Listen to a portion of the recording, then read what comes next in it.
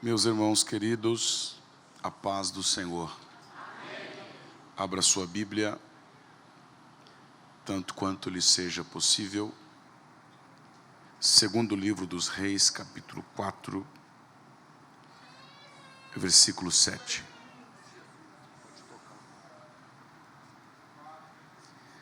Segundo livro dos Reis, capítulo 4, versículo 7.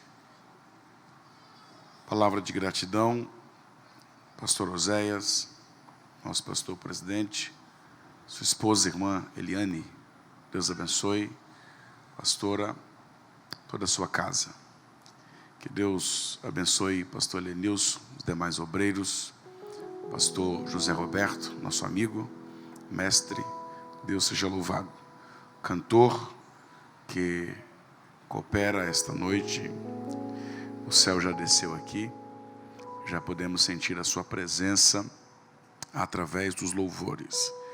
Também aqueles que trabalham no departamento da família, pastor Éder, sua esposa, família que aqui está, Deus abençoe. Depois do culto eu tenho ali alguns livros, o discurso de Pedro, uma análise do sermão que ganhou 3.000 almas.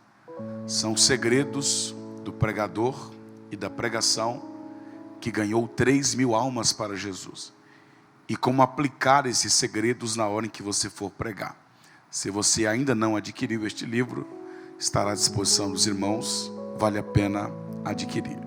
E também um livro que escrevi, Apocalipse, para longe das sombras, jogando luz nas profecias dos últimos tempos. A palavra apo no grego significa levar para longe. Calipse significa sombra. Apocalipse, levar para longe das sombras. Ou seja, tirar do escuro e levar para o claro. Por isso o livro do Apocalipse é uma revelação.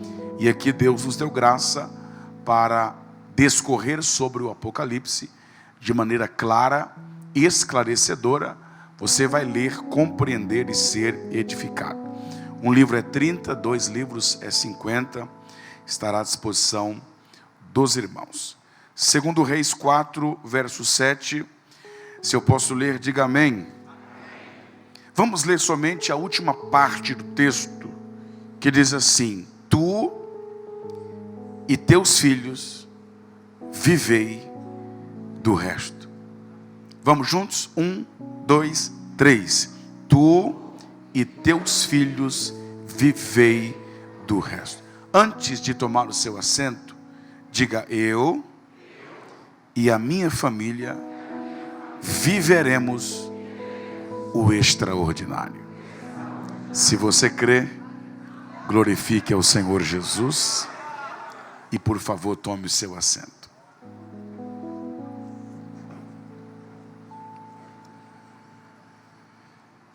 O texto é conhecido. É bom quando nós lemos um texto conhecido, porque nós passamos a conhecê-lo ainda mais. Fala-nos acerca de uma certa mulher. Está contextualizado com o ministério profético de Eliseu. A Bíblia não nos informa qual o nome desta mulher. A Bíblia não nos informa o nome do marido desta mulher. E a Bíblia tampouco nos informa o nome dos filhos desta mulher. Uma família gerada para viver a bênção do anonimato. E a história bíblica nos faz entender que esta mulher tem 3 problemas. O primeiro problema desta mulher é um problema emocional. Ela está chorando a morte do seu marido. Só quem já perdeu um cônjuge sabe e conhece a dor que esta mulher está sentindo. A esposa não é uma só carne com o pai. A esposa não é uma só carne com a mãe. A mulher também não é uma só carne com os filhos. Mas a mulher é uma só carne com o marido. Esta mulher está chorando a perca do amor da sua mocidade. O primeiro problema desta mulher é um problema emocional. Nenhum de nós aqui estamos livres de vivenciarmos problemas emocionais em nossas vidas. Primeiro problema emocional. Não obstante o problema emocional, esta mulher ainda amarga um segundo problema. E o segundo problema desta mulher é um problema financeiro. Ela tem uma dívida e não tem dinheiro para sanar essa dívida. Segundo problema financeiro. Nenhum de nós estamos livres de vivenciarmos problemas ou desafios financeiros em nossas vidas. Primeiro problema emocional, segundo problema financeiro. Não obstante o problema emocional, a morte do marido, como se não bastasse o problema financeiro, a dívida que para ela fora deixada, esta mulher ainda tem um terceiro problema. E o terceiro problema desta mulher é um problema jurídico. Ela está sendo processada pelos credores que estão batendo na sua porta e ameaçando levar os seus 2 filhos como pagamento da dívida, o que era permitido em lei naquela época. Então esta mulher tem um problema emocional, diga emocional. Esta mulher tem um problema financeiro, diga financeiro. E esta mulher tem um problema jurídico, diga jurídico. Diante desses 3 problemas, esta mulher não sabe o que fazer. Quem sabe ela leva as suas mãos à cabeça e começa a andar na sua casa de um lado para o outro, preocupada, desesperada. Mas de repente uma luz no fim do túnel se acende. Ela se lembra que na cidade onde ela mora existe um profeta. Ela se lembra que no bairro em que ela reside existe um profeta. Ela se lembra que na igreja em que ela congrega ainda existe um profeta. Se você tem um problema emocional, se você tem um problema financeiro, se você tem um problema jurídico ou qualquer outro tipo de problema de ordem familiar, eu vim te dizer hoje à noite que nem tudo está perdido. Ainda tem profeta de Deus na terra. Mais do que isso, ela não somente se lembra que na sua cidade existe um profeta, como ela sabe aonde o profeta mora. Ela não apenas se lembra que na igreja em que ela congrega existe um profeta, como ela sabe como, onde e quando encontrar este profeta. Isto vem para nos mostrar que Eliseu era um profeta acessível. Eliseu era um líder acessível. Ele podia ser achado. Ele podia ser encontrado.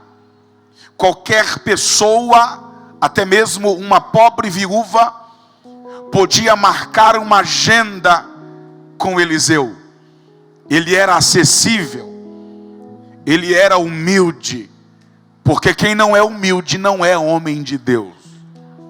Pode pregar bem, pode profetizar, pode revelar RG, CPF, chassi do carro, pode arrancar câncer com a mão, fazer braço crescer e perna esticar. Se não for humilde, não é homem de Deus. Homem de Deus é humilde. Homem de Deus é acessível. Homem de Deus pode ser achado antes de um culto, depois do culto, no pátio da igreja. Ele tem tempo para investir em pessoas.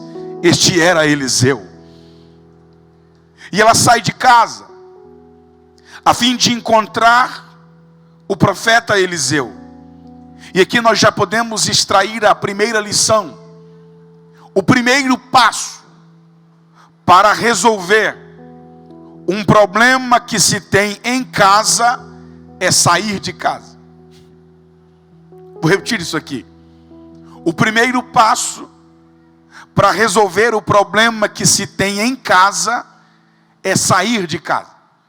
A primeira coisa que ela fez para resolver o problema da casa foi sair de casa. Só que não basta sair de casa, tem que ir ao lugar certo. Ela não somente saiu de casa, mas ela foi ao lugar certo. Ela falou com a pessoa certa. Tem gente que em face dos problemas familiares até sai de casa, mas vai na benzedeira, vai na cartomante, vai na cigana ser enganado, vai no centro espírita. Ei, não basta sair de casa, tem que ir ao lugar certo. Se você tem um problema na sua casa e hoje você saiu dela, eu vim dizer hoje à noite, você veio ao lugar certo. Tem uma palavra profética de Deus para a sua casa. Ela sai de casa e vai ter com Eliseu. Não sei se foi na casa de Eliseu, não sei se foi na escola de profeta, não sei se foi no pátio da igreja, após um culto, ou no início de um culto. O fato é que ela foi ter com Eliseu. Porém isso só foi possível porque aquela mulher tinha Eliseu como uma referência de homem de Deus. E quem era Eliseu? O pastor do seu marido. Se aquela mulher enxergava Eliseu como homem de Deus, é porque o marido daquela mulher tinha o bom costume de falar bem do seu líder dentro de casa. Quando aquele homem chegava do culto, chegava da Assembleia Geral, chegava da reunião de obreiros, chegava do culto de ensino, pastor Roberto, e entrava em sua casa, na hora do jantar, do almoço ou do café, ele dizia: meu pastor é uma bênção, meu líder é um homem de Deus, ele fala aqui embaixo e Deus assina lá em cima, aonde ele coloca a mão, milagres extraordinários acontecem. De maneira que aquela mulher, juntamente com os filhos daquela mulher, quando o pai e o marido vêm a faltar, eles dizem: já sei quem pode ajudar, já sei quem pode resolver, já sei quem tem uma palavra. Quem? O pastor do meu marido, o pastor do meu pai. Aí eu te pergunto hoje à noite: o que você anda falando do seu pastor dentro de casa? O que você anda falando do seu líder dentro de casa? Que tipo de comentário você tem tecido a respeito do ministério, da igreja, na mesa, no jantar, na presença da sua esposa e dos seus filhos? Existem obreiros que têm o péssimo costume de falar mal da igreja dentro de casa, de falar mal do pastor dentro de casa, de falar mal da sua liderança espiritual dentro de casa, na presença da esposa e diante dos filhos. E alguém disse com muito acerto: quem janta pastor à noite provoca má digestão espiritual nos filhos e na esposa pela manhã. Existem filhos que não querem saber de igreja, não querem saber de ministério, porque o seu pai vive falando mal da igreja e do líder dentro de casa. Existem esposas de obreiros que não querem nem ouvir falar de ministério, de igreja. Estão fracas na fé, porque o seu marido vive dando mau testemunho da igreja, do ministério e da sua liderança dentro de casa. Eliseu não era um líder perfeito, porque não existe líderes perfeitos. Não era um pastor perfeito, não era um profeta perfeito, porque perfeito só tem um, Jesus Cristo de Nazaré. Porém, aquele homem tinha o bom costume de minimizar os defeitos e exaltar as qualidades do seu pastor dentro de casa. Aí eu te pergunto, o que você anda falando da igreja, do ministério e do seu líder dentro de casa? Este homem chegava em casa dizendo: meu pastor é uma bênção, meu líder é um homem de Deus. Quando ele estende as mãos, os milagres extraordinários acontecem. Quando ele morre, a sua mulher diz: já sei quem pode me ajudar. Será que a sua família tem o seu líder como uma referência de homem de Deus? Fica esta interrogação. Pois bem, ela vai a Eliseu e ela conta o seu problema familiar para Eliseu. Não conte os seus problemas para qualquer pessoa. Pastor, eu vou contar, mas é só para minha melhor amiga. Só que a sua melhor amiga também tem uma melhor amiga. A amiga da melhor amiga também tem uma melhor amiga. A amiga da melhor amiga tem um grupo de WhatsApp com 30 melhores amigas. Daqui a pouco está todo mundo sabendo do seu problema e você acaba perdendo a sua bênção. Não conte o seu problema para fofoqueiro. Conte o seu problema para quem vai orar com você, orar por você, liberar uma palavra profética sobre a sua vida. Ela conta para Eliseu e ela diz: meu marido, teu servo. As irmãs casadas dizem, após mim por favor, diga assim: meu marido, teu servo. Ela não disse teu servo, meu marido. Observe esta ordem. Ela disse primeiro meu marido, depois teu servo. Porque meu marido, teu servo, e não teu servo, meu marido? Porque família vem antes de ministério. Família vem antes de igreja. Existem famílias sem igrejas, mas não existe igreja sem famílias.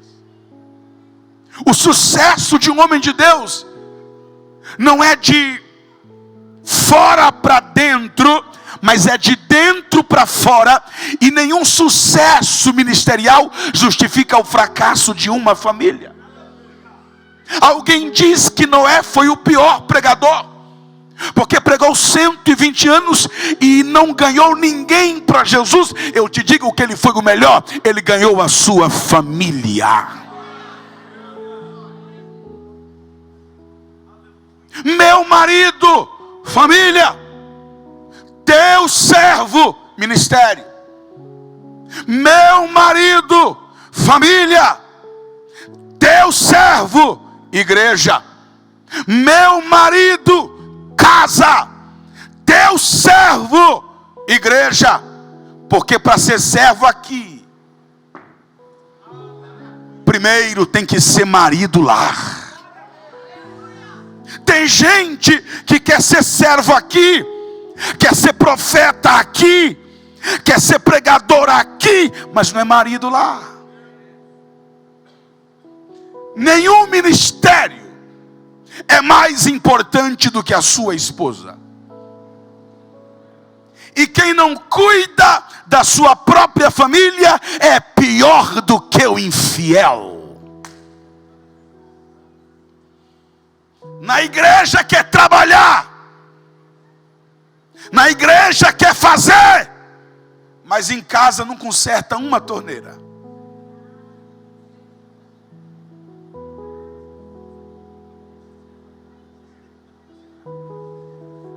Quer servir o pastor, mas não serve a esposa.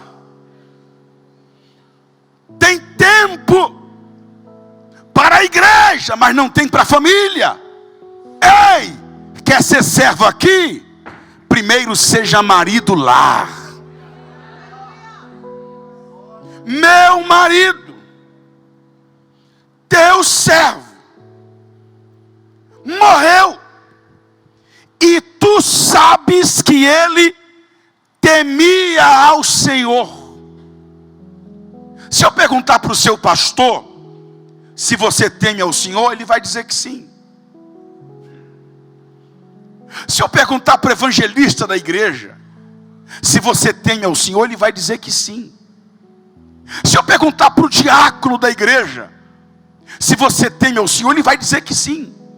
Se eu perguntar para o irmão do estacionamento que estiver chegando de terno, gravata, bonitinho, ele vai dizer que sim. E se eu perguntar para a tua mulher?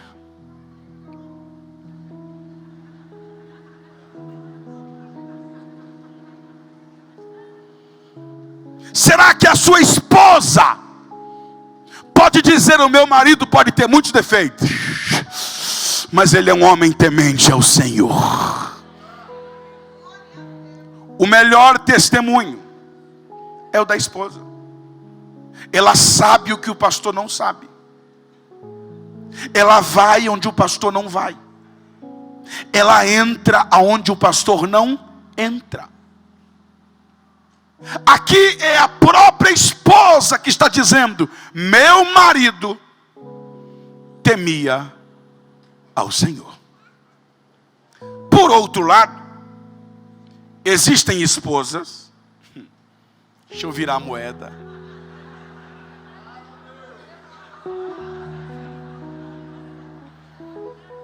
pensou que ia sobrar só para nós, né? Existem esposas que são especialistas em falar mal do marido. O marido de todo mundo presta, menos o dela. Todo marido tem defeitos. Se fosse outro, eu diria: meu marido morreu e tu sabe que aquele traste comprava e não pagava. Meu marido morreu e tu sabe que ele nunca me ouvia. Eu falei para ele fazer um seguro prestamista, mas aquele miserável não fez. Vai num salão de beleza, fica 4 horas lá, e tu vai ver mulher falando mal de marido. Existem esposas que minimizam as qualidades e maximizam os defeitos. Marido bom é o da outra, filho bom é o da outra, casa boa é da outra, família bonita é a da outra. Deus está dizendo: valoriza aquilo que é teu. A sua boca não é para amaldiçoar, a sua boca é para abençoar. De todos os defeitos que este homem pudesse ter, porque todo marido tem, ela escolhe uma qualidade e diz: o meu marido temia ao Senhor. É chegado o credor para levar os meus 2 filhos para lhes serem escravos. E o diabo não mudou a sua estratégia. Ele continua querendo invadir as nossas casas e escravizar os nossos filhos. Você já percebeu que os maiores traficantes do Brasil têm nomes bíblicos? Nomes de apóstolos, nomes de profetas, nomes de patriarcas. Por quê? Porque são filhos de crente, filhos de irmãs do círculo de oração. O diabo não mudou a sua estratégia. Ele continua querendo entrar em nossas casas e escravizar os nossos filhos. E ele entra através de novelas, de séries, de filmes, de programações, de sites, a fim de escravizar os nossos filhos e torná-los escravos da prostituição, escravos do homossexualismo, escravos do lesbianismo, escravos das drogas, da criminalidade, do tráfico, escravos do pecado. Mas eu vim dizer hoje à noite que o diabo não vai entrar em nossas casas e não vai escravizar os nossos filhos, porque os nossos filhos não serão escravos. Profetiza isso para alguém do teu lado. Diga assim: nossos filhos não serão escravos. Diga: Satanás não vai escravizar as nossas crianças. Satanás não vai escravizar os nossos jovens. Satanás não vai escravizar os nossos adolescentes. Os teus filhos não serão escravos do diabo. Os teus filhos serão servos e servas do Senhor. Profetas e profetizas na sua casa. Seus filhos não serão escravos.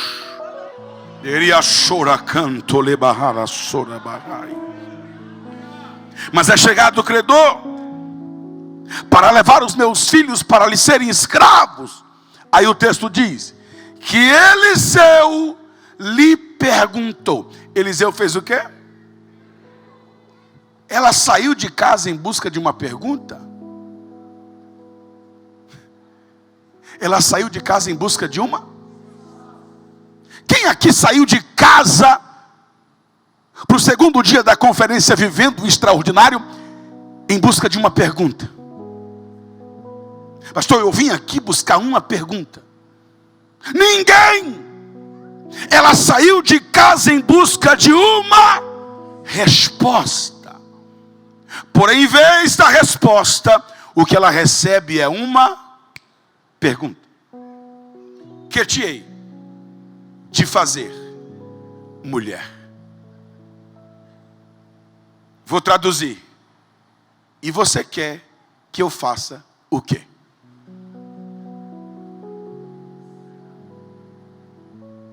E o que é que você quer que eu faça, mulher?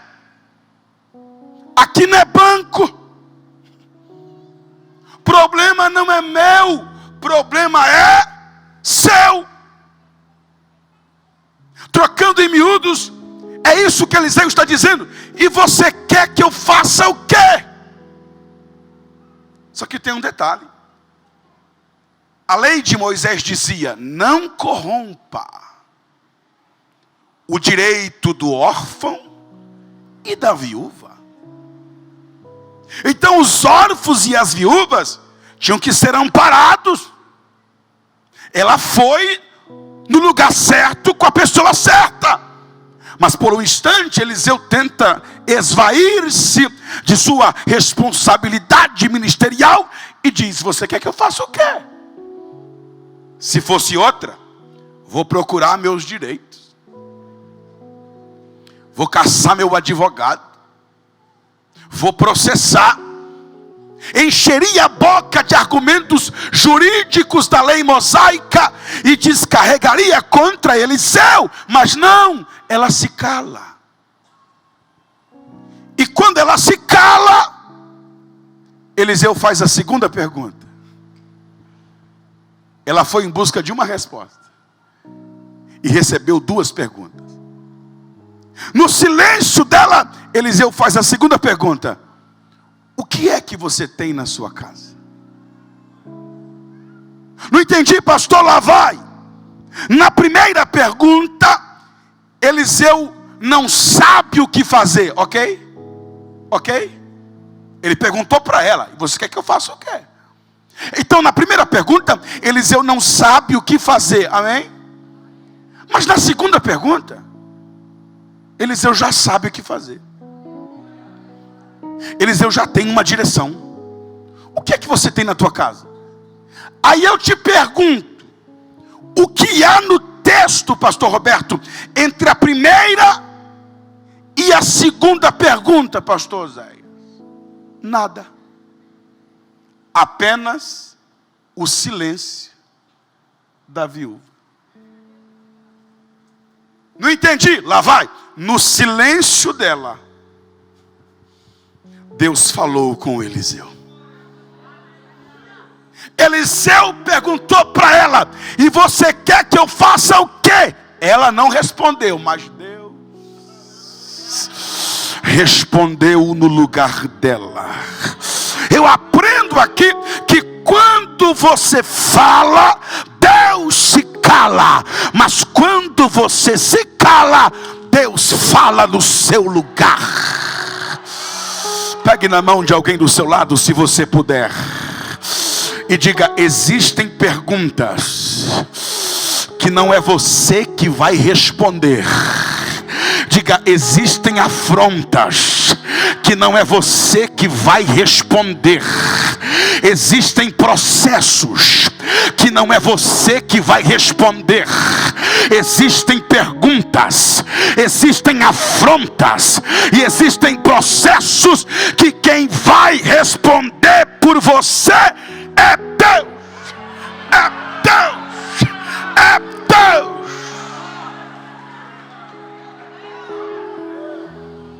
Talvez eu estou pregando para alguém aqui que está sendo injustiçado, caluniado, afrontado, e você disse: eu vou bater na mesa. Vou bater não, vou virar essa mesa. Vou rodar a baiana, pernambucana, a cearense, a mineira, a paulista, sei lá o que.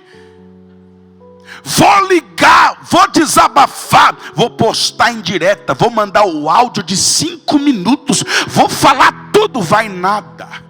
Vai entrar no teu quarto, vai fechar a tua porta, vai dobrar os teus joelhos no chão, porque quem vai responder não é você, quem vai responder é Deus.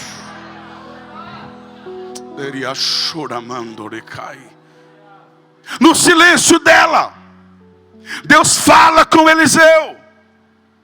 Pergunta o que ela tem em casa. E Eliseu diz: o que é que você tem em casa? Eliseu perguntou o que ela tem. Sabe o que ela respondeu? A tua serva não tem nada. Espera aí. Eliseu não perguntou o que ela não tinha.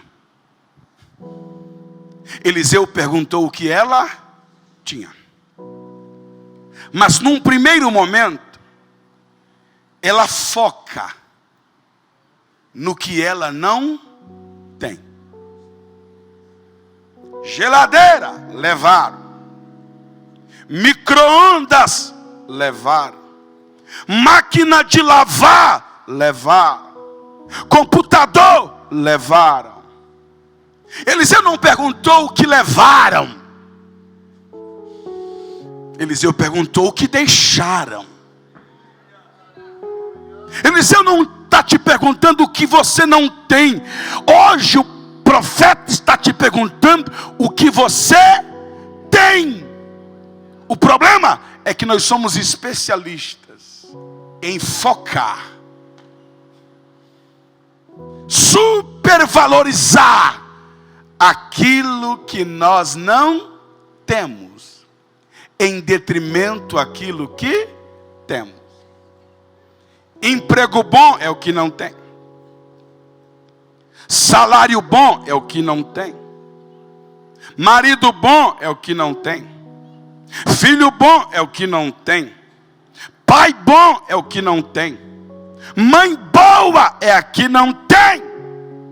Casa boa é a que não tem. Carro bom é o que não tem. Igreja boa é a que não tem. Pastor bom é o que não tem. Mas Deus está dizendo: valoriza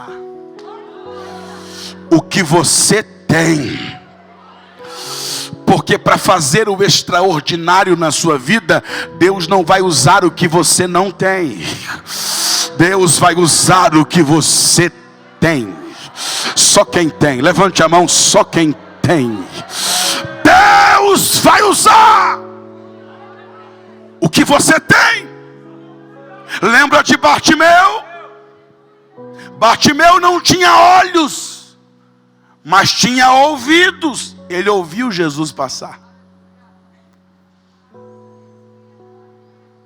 Bartimeu não tinha olhos, mas tinha boca. Ele abriu a boca e clamou.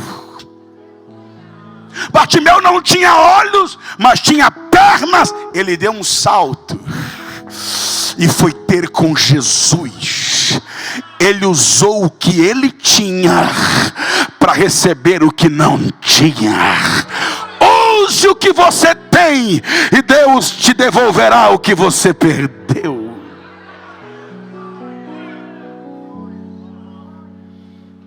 O que é que você tem?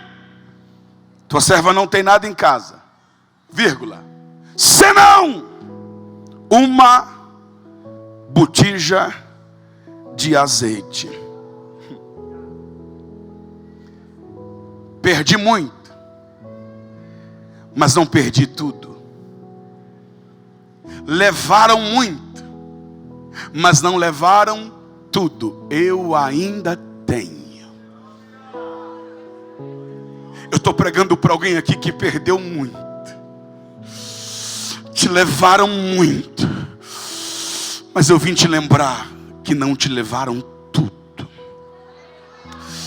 Levante a mão e diga: eu ainda tenho. Eu ainda tenho. E Deus é especialista em usar o que sobrou. Por que não levar a botija? Que não era de ouro, que não era de prata, que não era de porcelana. Se fosse, até a botija não tinham levado. Mas a botija era de barro, e barro não vale. Os credores olharam para a botija e disseram: a botija não serve, a botija eu não quero, a botija não adianta. Mas esqueceram de olhar o que tinha dentro da botija. Se o barro não vale, o azeite vale. Com azeite Salomão comprou cavalos de raça no Egito. Com azeite Salomão comprou cedro no Líbano. Com azeite de Israel Salomão comprou ouro em Ofir. Porque o vaso não vale nada, mas o azeite que está dentro dele vale. Os credores olharam para a botija por fora e disseram: não vale, não presta, não queremos, não adianta. Deus olhou para a botija por dentro e disse: se para eles não serve, para mim serve. Se para eles não adianta, para mim adianta. Se ninguém quer usar, eu vou usar para fazer o extraordinário nesta última hora. Levante a mão. Deus vai investir em quem ninguém quer investir. Deus vai levantar quem ninguém jamais levantaria. Porque o homem te vê por fora, mas Deus te contempla por dentro. Aqui você não vale o que você é por fora. Aqui você vale o que você é por dentro. e dentro é todo mundo igual.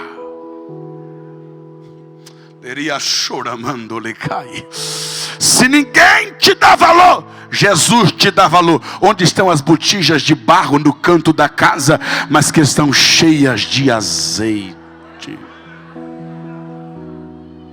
Senão uma botija de azeite, então vai, pede vasos emprestados a todos os teus vizinhos, vasos vazios e não poucos.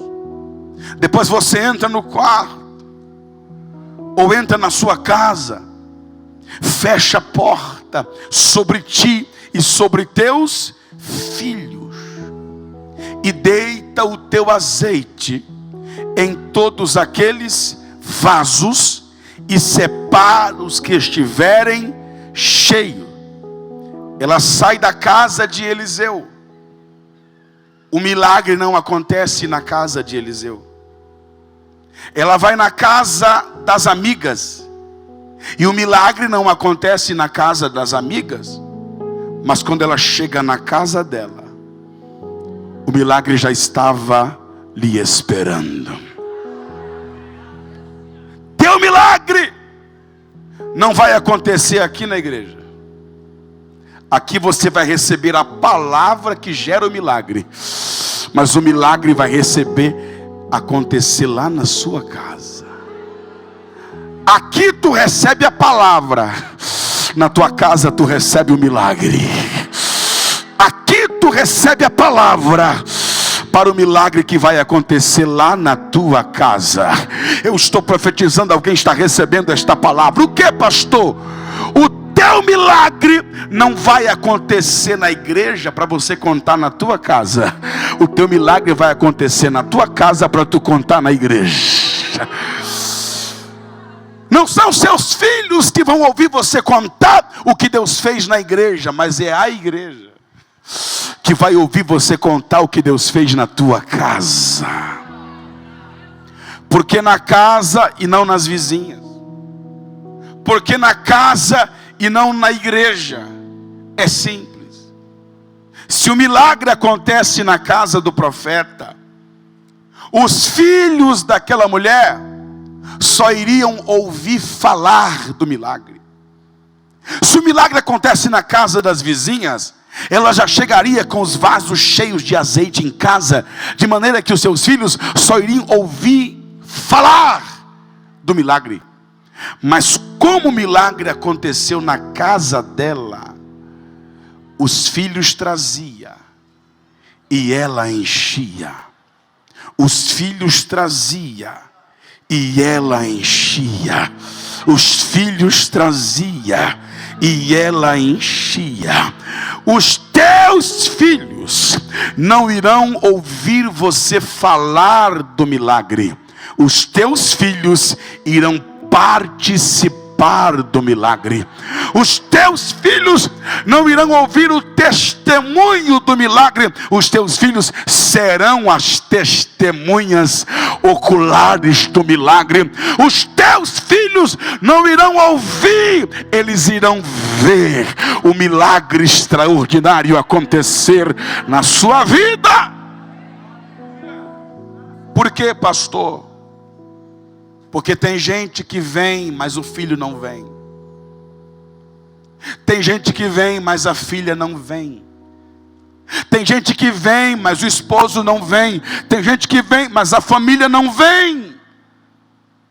Aí Deus é capaz de fazer o milagre lá na sua casa, que é para a sua família saber e ver e contemplar que o Deus que você serve aqui é um Deus que faz milagre lá.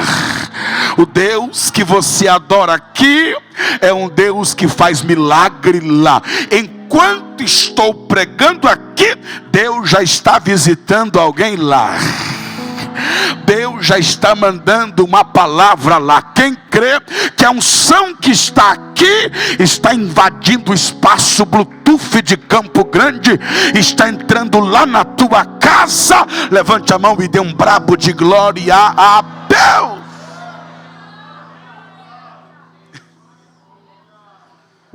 Os filhos trazia e ela enchia. Quando todos os vasos foram cheios, o que ela fez? Foi para o shopping? Foi para o parque aquático com as crianças? O que ela fez? Foi para a praia? Foi para Disney? Foi para Orlando? Não. Ela voltou com Eliseu. Mas já não recebeu o milagre? Já. Mas o que adianta ter o milagre e não saber o que fazer com ele? No verso 1, ela vai a Eliseu buscar a bênção. No verso 7, ela volta a Eliseu buscar a instrução. O problema é que os cultos do verso 1 estão vazios. Ou melhor, cheios. Que é o culto da bênção. É o culto da vitória. E todo mundo quer buscar a bênção, quer buscar a vitória. Mas o culto da instrução, em muitas igrejas estão vazios. Porque as pessoas querem o verso 1, mas não querem o verso 7. Elas querem a bênção, mas não querem a instrução. No verso 1, ela foi buscar a bênção. No verso 7, eu vim buscar a instrução. Venha no culto da bênção, mas também venha no culto da instrução. No culto da bênção você recebe a bênção. No culto da instrução você recebe a instrução. No culto da bênção você recebe a bênção. No culto da instrução você aprende como administrar a bênção. Tem gente que depois que recebe a bênção não volta nem para dizer obrigado. Jesus curou quantos leprosos? Jesus curou quantos leprosos? Quantos voltaram para agradecer e para adorar? E o que Jesus disse para ele? Vai, a tua fé Quantos foram curados? Quantos foram salvos? Quem vem no culto da bênção pode até ser abençoado, mas para ser salvo tem que vir no da instrução.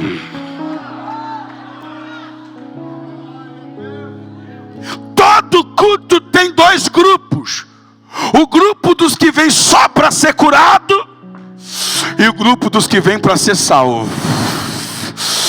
Todo culto, incluindo este, tem dois grupos: o grupo dos que vem só para ser curado e o grupo dos que vem para ser salvo. Mas tem um detalhe: nem todo curado é salvo, mas todo salvo é curado. Todo salvo é abençoado. Todo salvo é liberto. Quem faz parte do grupo dos salvos, levante a mão aos céus, receba a cura, receba a vitória, receba a libertação, receba a bênção. Provoque o seu vizinho e diga assim: vai vir no culto da instrução?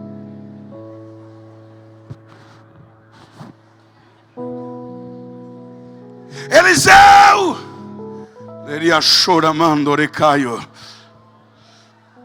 o que eu vou fazer com a bênção? O que fazer com tanto azeite, Eliseu? E então Eliseu vai dar a ela a instrução. Qual é a instrução? Vai, vende o azeite, paga a tua dívida, e tu e teus filhos vivei. Aqui tem o verbo pagar. Diga pagar.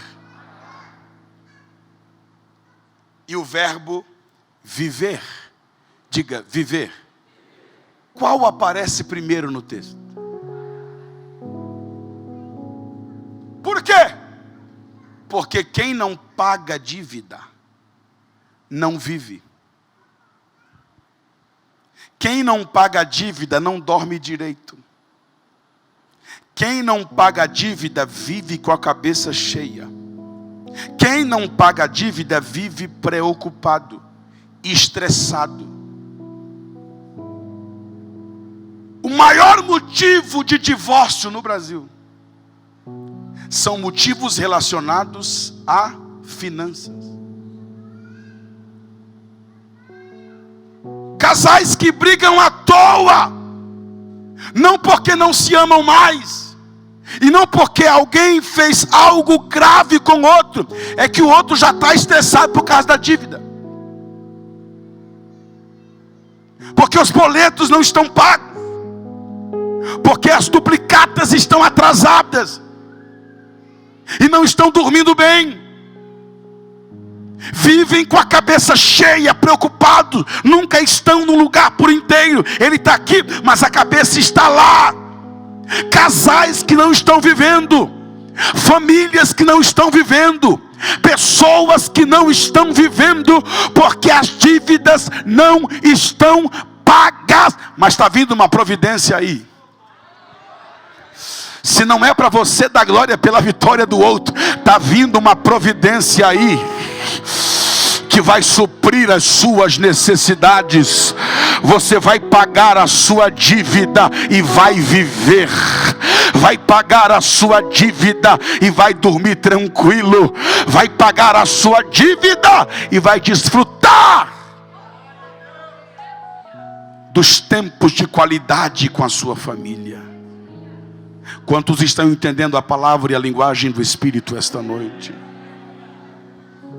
Vai, vende o azeite, paga a tua dívida, e tu e teus filhos. Diga forte: tu e teus filhos. Eu pergunto, e quem está acompanhando o sermão responde: quem foi que saiu de casa para buscar ajuda? Ela ou os filhos? Quem foi na casa do profeta? Ela ou os filhos? Quem orou? Ela ou os filhos? Quem fez campanha? Ela ou os filhos? Quem subiu o monte? Ela ou os filhos? Quem veio na conferência? Ela ou os filhos? Mas a bênção foi para quem? Para ela e para os filhos. Porque a bênção que é para mim também é para a minha família. Diga para alguém do seu lado: a bênção que é para você também é para a sua casa, também é para a sua família.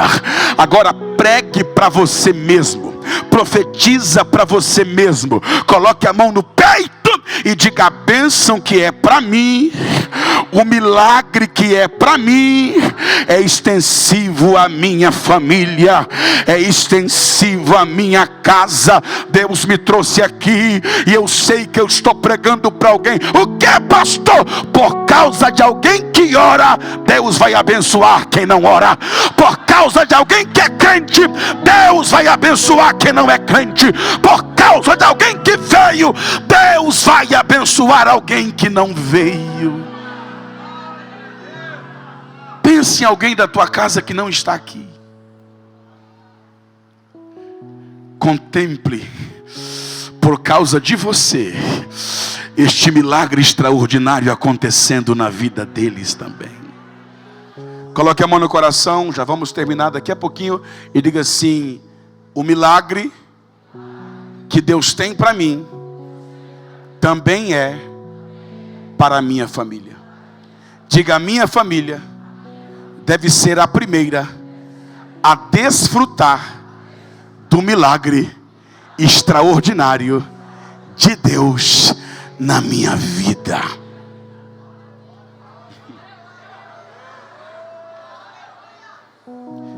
A história começa com o verbo morrer. A história começa com ela falando: meu marido morreu. Quando eu disser 3, você grita bem forte: morreu. 1, 2, 3. Mas como a história termina?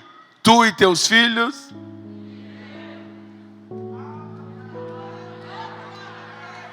Começa com morte, mas termina com vida. Vou melhorar para você melhorar também. Começa com morte, mas termina com vida. Eu não sei como 2023 começou, mas eu sei como ele vai terminar. Com vitória, com porta aberta, com dívidas pagas. Quem acredita nisso, levante a mão e dê o maior brabo de glória a Deus.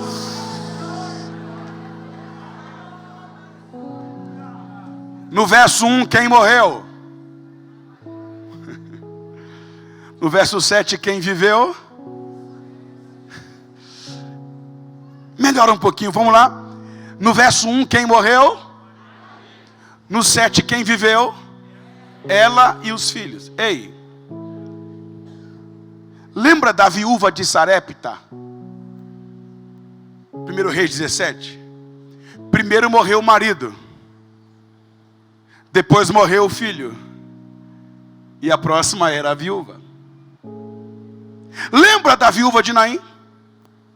Primeiro morreu o marido, depois morreu o filho, e a próxima era ela. Aqui, primeiro morreu o marido. Escravidão era atestado de óbito. A morte já está querendo levar os 2 filhos, e está dizendo, depois deles é você.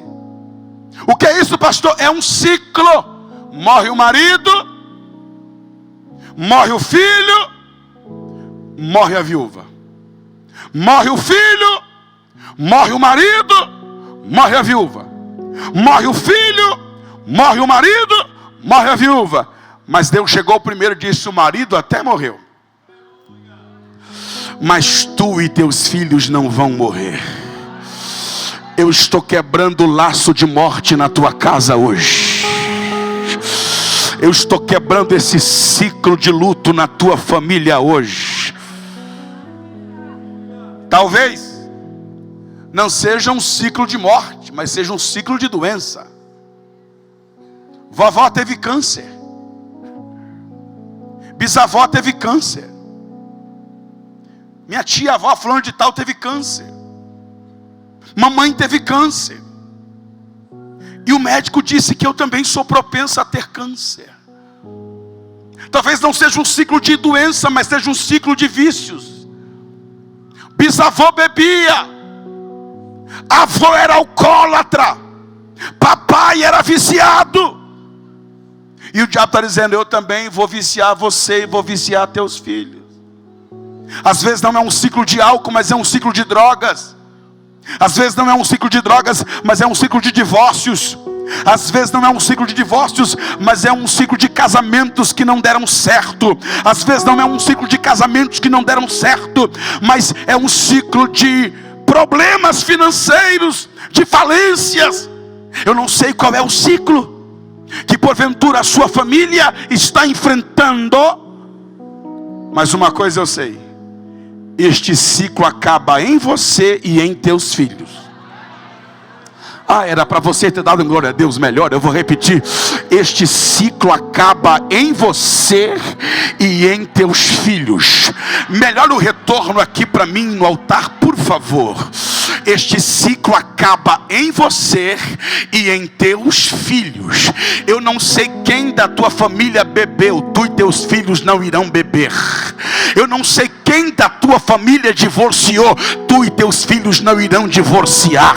Eu não sei quem da tua família morreu de câncer, você e teus filhos não irão padecer de câncer. Eu não sei quem da tua casa foi viciado, tu e teus filhos não serão viciados, porque Deus está dizendo: tu e teus filhos vivei, tu e teus filhos vivei, tu e teus filhos vivei, tu e teus filhos vivei, tu e teus filhos vivei. Essa maldição acaba hoje, este ciclo acaba hoje.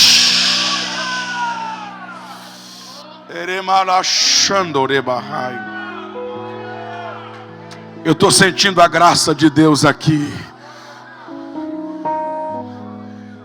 Vou começar a encerrar. Tu e teus filhos vivei. Quem está acompanhando a mensagem, diga amém. Que coisa linda. Então vamos lá, vamos ver se você está acompanhando mesmo. No início da história, qual era o verbo? No final da história, qual era o verbo? No início da história, quem foi que disse meu marido morreu?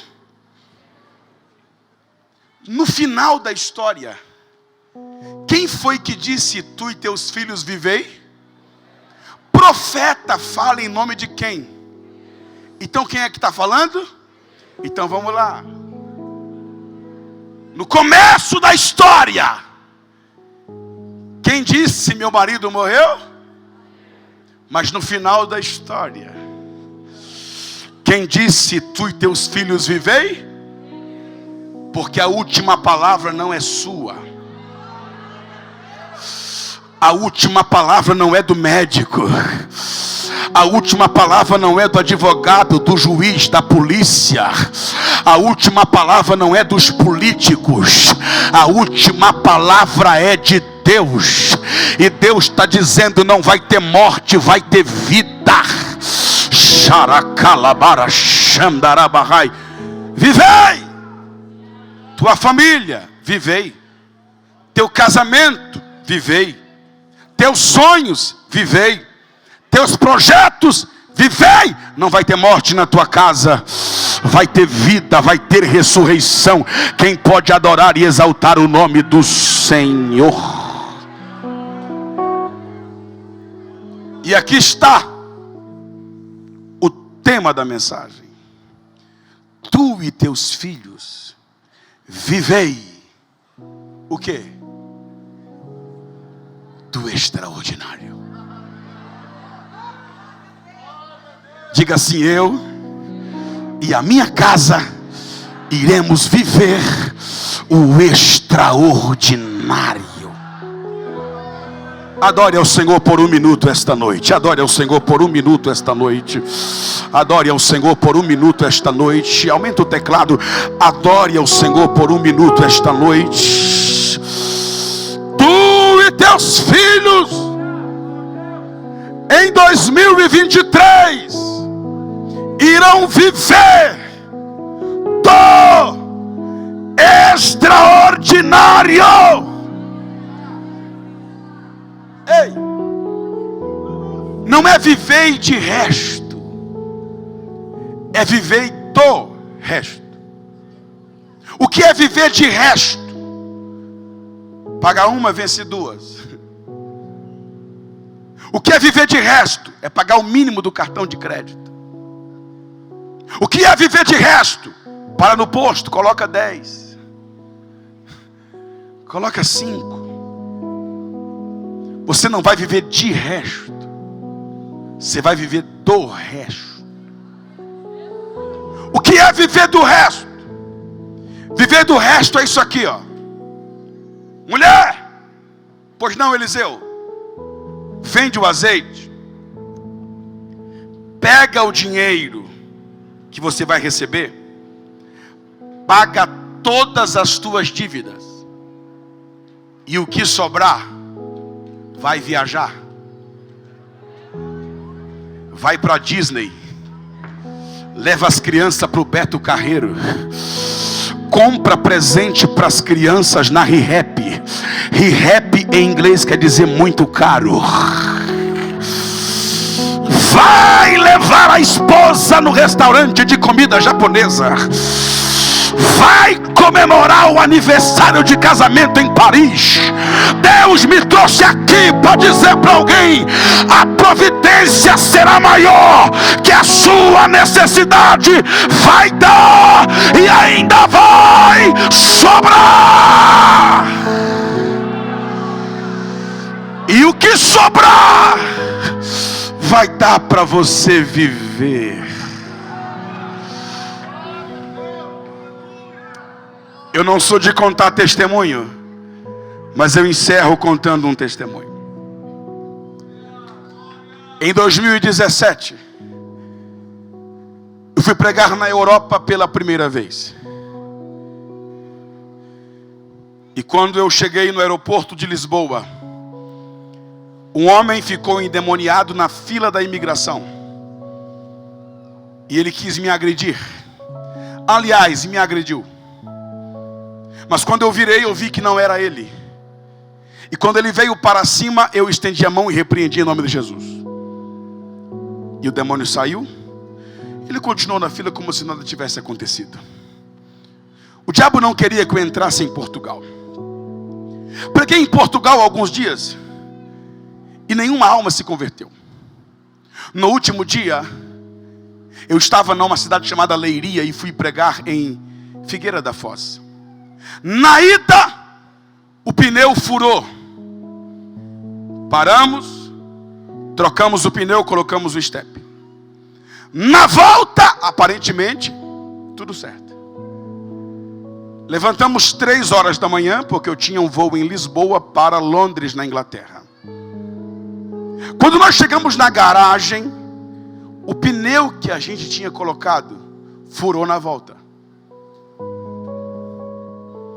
E agora nós temos 2 pneus furados. 3 da manhã. Liga para um, liga para outro, liga para um, liga para outro, e ninguém atendia. Um frio de 4 graus aproximadamente. Ninguém atendia, a hora foi passando, eu estava a 140 quilômetros de Lisboa, onde eu tinha que pegar o voo às 6 e pouco da manhã. A hora foi passando, ligar para um, ligar para outro, ninguém atendia. Aí o irmão disse, tem um posto aqui perto, a 1,5 km, e lá tem uma bomba de encher pneu. Pelo jeito o furo é pequeno, a gente enche o pneu e dá para chegar em Lisboa. Porque deu tempo da gente voltar, e só agora que o pneu murchou. Então vamos lá, e ele foi devagarinho. Quando a gente chegou no posto, a bomba de encher o pneu estava desligada, porque era de madrugada. E o pneu saiu da roda. Liga para um, liga para outro, liga para um, liga para outro, liga para outro. Ninguém atendia. E foi dando 4, 4:10, 4:20, 4:30. E eu tinha que estar no aeroporto 6. Eu estou a 140 quilômetros do aeroporto. Liga para um, liga para outro. E ninguém atendia. Quando não tinha mais jeito. Quando só um milagre. Se o pneu consertasse na hora e a gente saísse naquela hora, ainda não conseguiríamos chegar devido à distância. Eu tinha um congresso em Londres, depois Bruxelas, em Bélgica. Perderia o voo, perderia o congresso, etc e tal. Seria um transtorno. Quando não tinha mais jeito, eu me lembro que eu levantei as 2 mãos aos céus no posto de gasolina. E orei desta maneira. Deus, aos meus olhos não tem saída.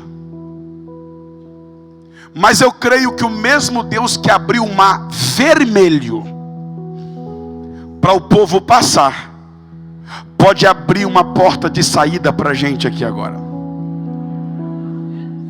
Terminei de orar. Não deu 2 minutos, entrou no posto uma Ferrari vermelha. 2 jovens portugueses vindo da balada, encheram o tanque da Ferrari. Quando estão saindo do posto, eles param, estão precisando de alguma coisa. Eu disse, eu tenho que estar 6 horas no aeroporto de Lisboa, e para dar tempo só se fosse uma Ferrari mesmo. Abriram a mala da Ferrari. Coloca as malas aí, pastor. Entra no carro, a gente vai te levar lá em Lisboa. Levante a mão que eu estou profetizando. A providência será maior que a tua necessidade.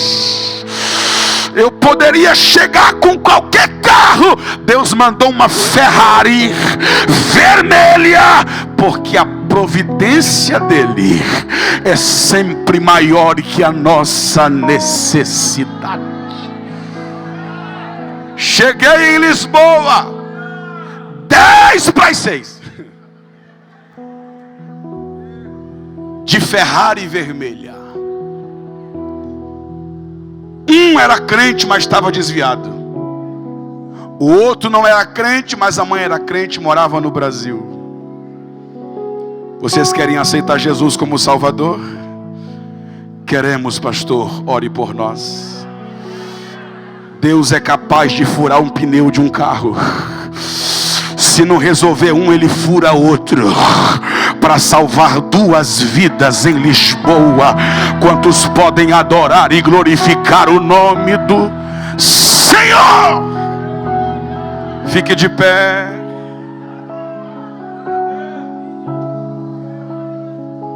A providência de Deus será maior do que a sua necessidade.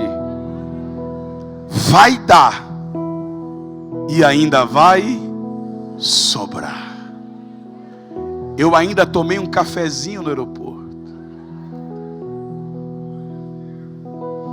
Eu não sei qual é a sua necessidade e qual o tamanho da providência que você precisa, mas a palavra de Deus está na minha boca.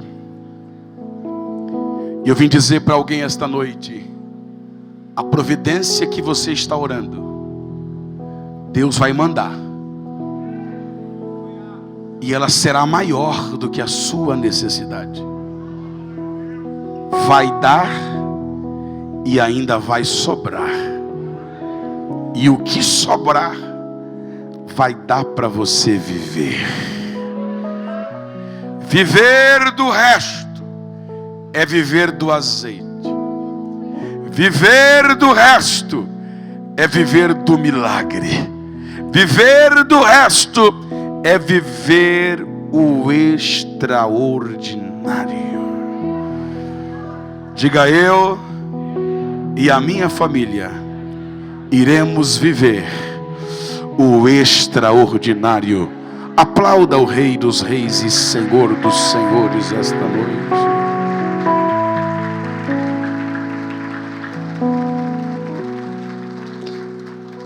Antes de devolver o microfone, eu gostaria de perguntar. Mais do que perguntar, eu gostaria de convidar você que estava afastado da igreja. Por que estava? Porque não está mais. No momento em que eu pregava, você já voltou, já reconciliou, já se firmou. Mas você precisa confirmar isso aqui na frente. Sai do seu lugar e vem. Onde está a primeira pessoa? Você que estava distanciado dos caminhos do Senhor. Você que estava frio na fé. Você que parou na caminhada, mas hoje você quer voltar. Hoje você quer reconciliar. Se houver alguém, e eu acredito que tem, a oportunidade está aberta. Me dê um sinal com a sua mão. Sai do seu lugar e vem aqui à frente. Eu quero orar por você. A bênção que é para você também é para a sua família. Através de você, Deus fará uma obra tremenda na sua família. Você que ainda não é evangélico, mas quer entregar a sua vida a Cristo hoje, fazer um pacto, uma aliança com Deus hoje, agora. Se houver alguém, a oportunidade está aberta. No apagar das luzes desse culto, depois dos hinos cantados, das mensagens pregadas, você pode estender as suas mãos para Cristo e reatar a sua aliança com Ele hoje. Fazer um pacto com Cristo, entregar-se de corpo, alma e espírito para Ele hoje, agora. Se houver alguém, a oportunidade está aberta. Temos alguém para Jesus? Cadê o grupo de louvor? Aceitando, voltando, reconciliando. Se houver alguém, a oportunidade está aberta. O ontem foi muito bom, mas já passou, não volta nunca mais. O amanhã não existe, poderá vir a existir, mas pertence somente a Deus. Tudo o que você tem se chama hoje. E a hora é agora. Se você quiser fazer um pacto com Deus, uma aliança com Cristo hoje, para Ele transformar a sua vida, a oportunidade está aberta. Temos alguém? Se houver, venha. Nós não iremos deixar de orar por você. Eu não posso deixar de te dar esta oportunidade. Temos alguém para Cristo? Aqui do meu lado esquerdo, me dê um sinal com a sua mão. Aqui na nave da igreja, do meu lado direito, lá atrás, aqui na frente. É o pregador quem prega, mas é Deus quem cuida do resultado. O pregador faz o apelo, mas é Deus quem chama. Se houver alguém, a oportunidade está aberta. Venha a Cristo. Se proste diante do Cristo que morreu na sexta, mas ressuscitou ao terceiro dia e está vivo pelos séculos dos séculos. Amém.